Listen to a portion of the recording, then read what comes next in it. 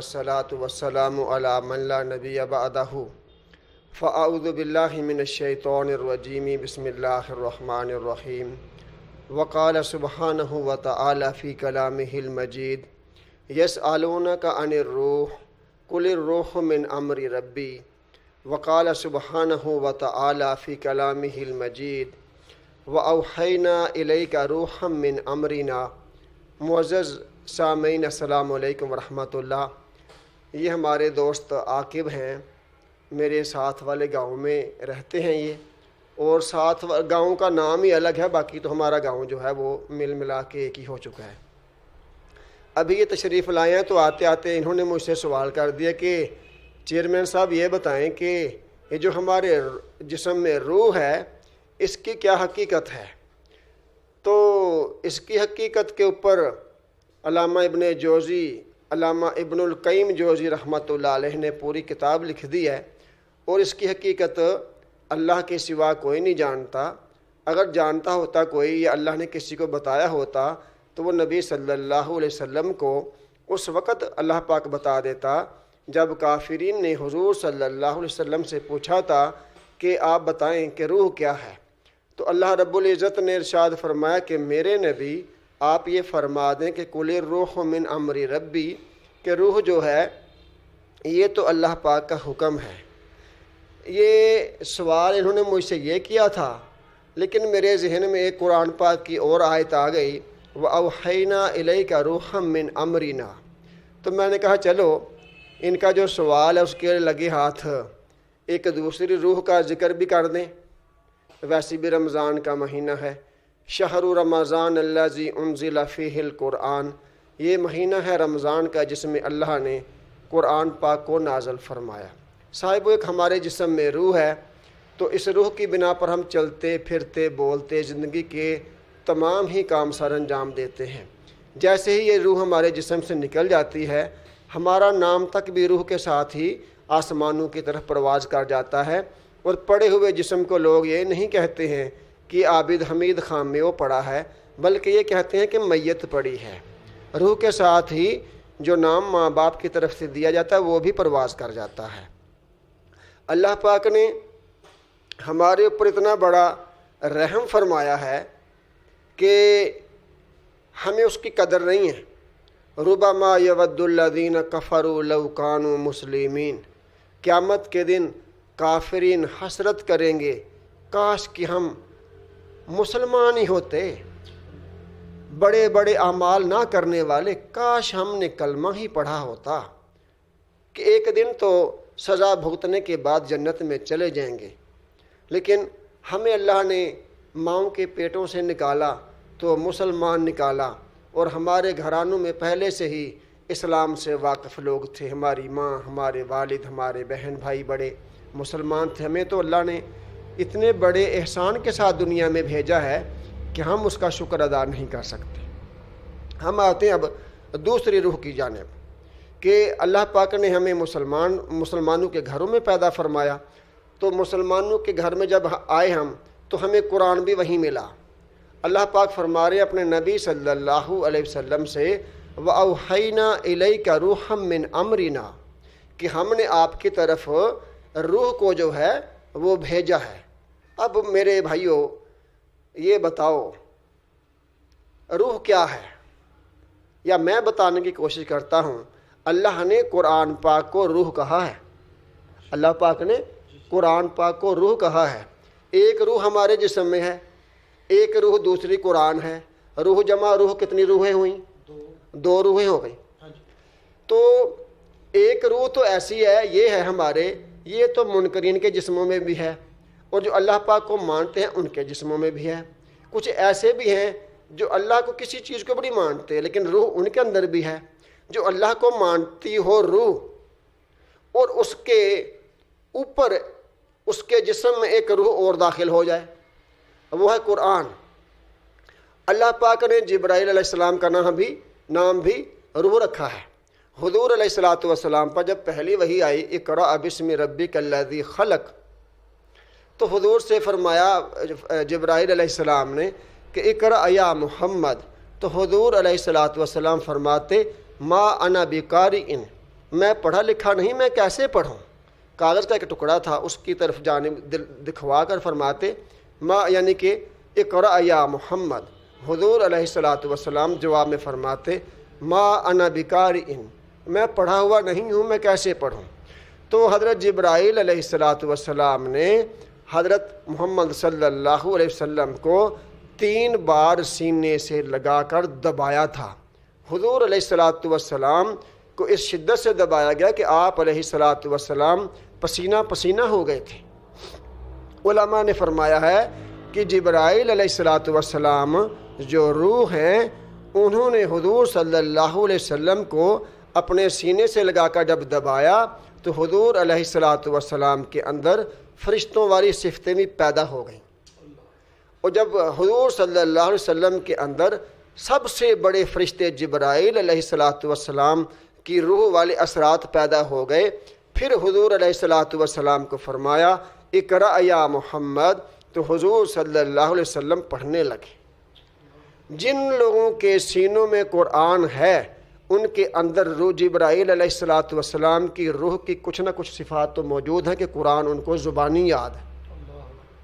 ہر کوئی زبانی یاد کیوں نہیں کر لیتا؟ اگر ان کو پتہ ہو کہ میں بہت آسانی سے کر لیتا ہوں، کر سکتا ہوں، تو وہ لوگ کر لیتے ہیں۔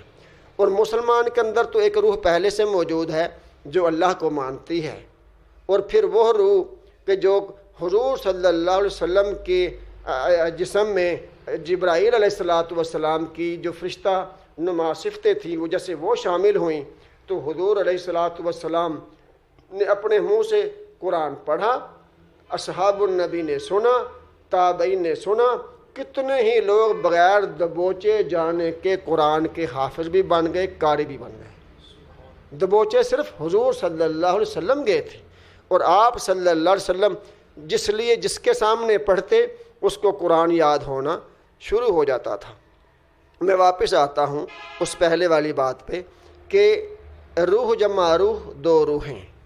میرے بھائیوں، جس آدمی کے سینے میں قرآن ہے، ہاں جی، اس کے اندر حضرت جبرائیل علیہ الصلاۃ والسلام کی کوئی نہ ان کی روح کی کوئی نہ کوئی صفت موجود ہے، اور اللہ پاک نے قرآن کو روح بولا ہے۔ ایک روح مسلمان کی جو ہے نا، اس کی پرواز بڑی اونچی ہے، اور جب ایک دوسری روح قرآن پاک بھی اس روح کے اندر جمع ہو جائے تو وہ روح تو جو ہے وہ پرندوں کی طرح اڑ سکتی ہے، آسمانوں کی طرف جا سکتی ہے، زندہ جسموں میں لوگ اڑ سکتے ہیں۔ اب آپ سوال کریں گے جی فلانا بھی حافظ ہے، ڈھینگا بھی حافظ ہے، وہ تو نہیں اڑتا، وہ تو بلکہ بھوکا مر رہا ہے، وہ تو سگریٹ پی رہا ہے، وہ تو نسوار کھا رہا ہے، وہ تو پان کھا رہا ہے۔ بھائی اس نے یاد کیا ہوا ہے، لیکن اس کو یہ ہی نہیں پتا کہ قرآن پاک میں ہے کیا کیا۔ وَفِيهِ ذِكْرُكُمْ، یہ جو تمہاری روح ہے نا، روح کے اندر جو تمہاری دوسری روح ہے، اس کے اندر تمہارا ذکر بھی ہے۔ ہم سب کی طرف بھیجا گیا وہ قرآن، تو ہم اس روح کی قدر کو پہچانیں۔ ایک روح تو پہلے ہی مسلمانوں والی ہمارے اندر موجود ہے، جو اللہ کو مانتی، رسول کو مانتی، ہاں جی، اللہ اور اس کے رسول کے سارے حکموں کو مانتی، تسلیم کرتی کم از کم، ہاں جی، عمل نہیں تو تسلیم کرتی۔ تو جب قرآن پاک جیسی روح ایک جسم کے اندر 2 روحیں ہو جائیں تو وہ آسمانوں کی طرف اڑ نہیں سکتا، وہ گھنٹوں کے سفر منٹ میں طے نہیں کر سکتا۔ اور اس دنیا میں ایسے لوگ موجود ہیں جن کو اللہ پاک محنت مجاہدے کی برکت سے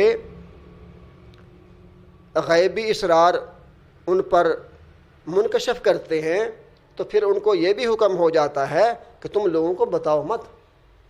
اس بندے نے اتنی محنت کر کے یہ غیبی امور جو ہیں اپنے اوپر منکشف کیے ہیں، تو ایسے تو نہیں نا ایک بندہ اتنی محنت کرے اور پھر وہ لوگوں کو بتاتا پھرے۔ تو جس نے غیبی اسرار جو ہے وہ جاننے ہیں وہ مجاہدہ کرے، جتنا مجاہدہ کرے گا اللہ پاک اتنا ہی زیادہ اس کو دکھاتے چلے جائیں گے، اس کو مشاہدہ کرواتے چلے جائیں گے۔ تو اللہ پاک نے اس روح کو ہم اپنی روح بنا لیں، رمضان کے مبارک مہینے میں نازل فرمایا، اور 30 دن جو ہیں مخصوص دن ہیں ہمیں دیے، ہاں جی، اور یہ بھی فرمایا تلک الایام نداولها بین الناس، حالانکہ آیت کسی اور چیز کے متعلق ہے اور معنوں میں مستعمل ہوتی ہے، لیکن آپ اس کو 30 دنوں کے بارے میں بھی استعمال کر سکتے ہیں جیسے کہ رمضان کا مہینہ ہے، یہ بھی تو ہماری زندگی میں کتنے ہی خوش قسمت لوگ ہیں وہ جن کی زندگی میں رمضان کا مہینہ بار بار پھر کر آتا ہے۔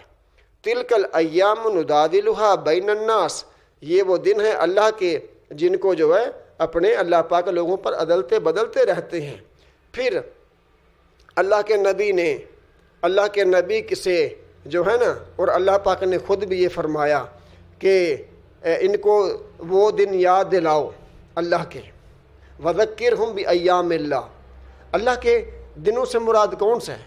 ساری کائنات اللہ کی ہے، دن بھی اللہ کے، جس پر اللہ نے خصوصی انعام کیا ہو یا کسی مشکل میں انسان تھا، اللہ نے اس کے لیے آسانی کا راستہ نکالا ہو، تو اللہ پاک فرماتے ہیں کہ وذکرہم بایام اللہ، میرے نبی آپ کے جتنے ماننے والے لوگ ہیں ان کو وہ دن یعنی کہ یاد دلاؤ جن دنوں میں ان کے اوپر میں نے احسان کیا تھا، ان کے اوپر میں نے آسانیاں کی تھی۔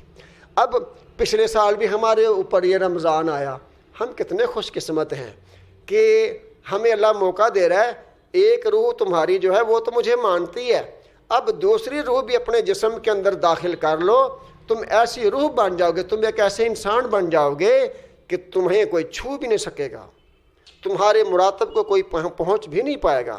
میں لمبی بات نہیں کرنا چاہتا، ہمارے بھائیوں میں اتنے زیادہ سننے کا شوق بھی نہیں ہے۔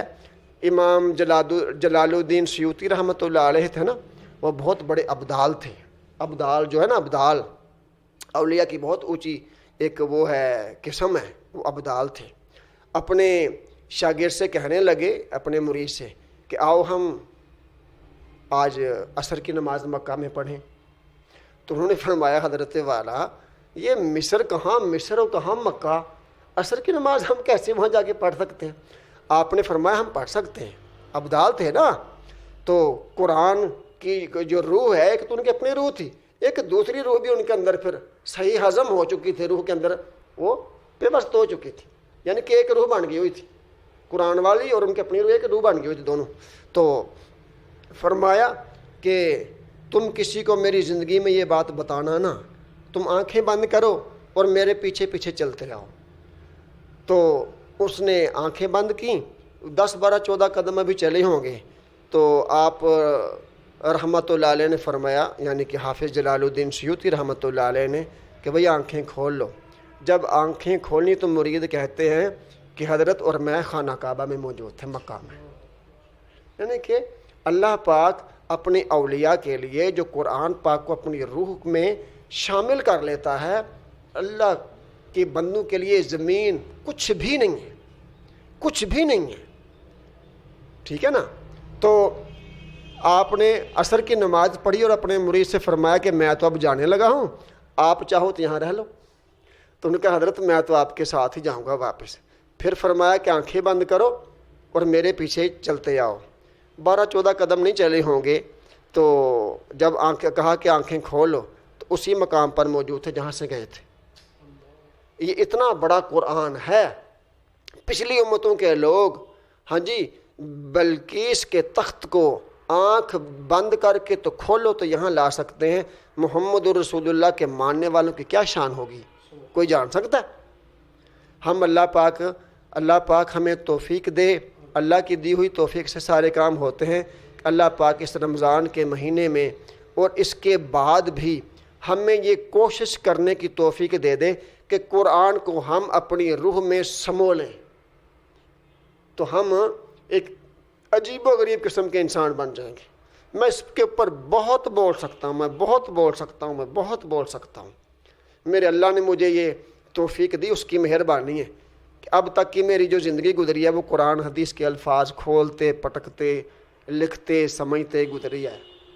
جیسے کہ آپ لوگ دیکھتے بھی ہیں کہ مجھے روٹی ملے نہ ملے، مجھے کتاب ملنی چاہیے، جتنے میرے پاس پیسے آتے ہیں میں آن لائن کتابیں منگوا لیتا ہوں، کبھی تفسیر قرطبی منگوا لی، کبھی تفسیر بغوی منگوا لی، ہاں جی۔ تو یہ اللہ کا کرم ہے، میں کوئی بڑا ذکی آدمی نہیں ہوں، بڑے بڑے لوگ میری زبان سے جو ہے نا وہ ماشاءاللہ چلتے ہیں، جب پھر میں سخت الفاظ بولتا ہوں، یہ میرے اندر بہت بڑی خامی ہے۔ اللہ آپ کی برکت سے میری اس خامی کو دور کر دے۔ قرآن پڑھنے والے سنانے والے ان کے اخلاق بڑے بلند ہوتے ہیں، یہ چیزیں میرے اندر نہیں ہیں۔ اللہ پاک میرے اخلاق کو بھی حضور علیہ الصلوۃ والسلام کے اخلاق جیسا بنا دے۔ اللہ پاک ہم سے راضی ہو۔ السلام علیکم۔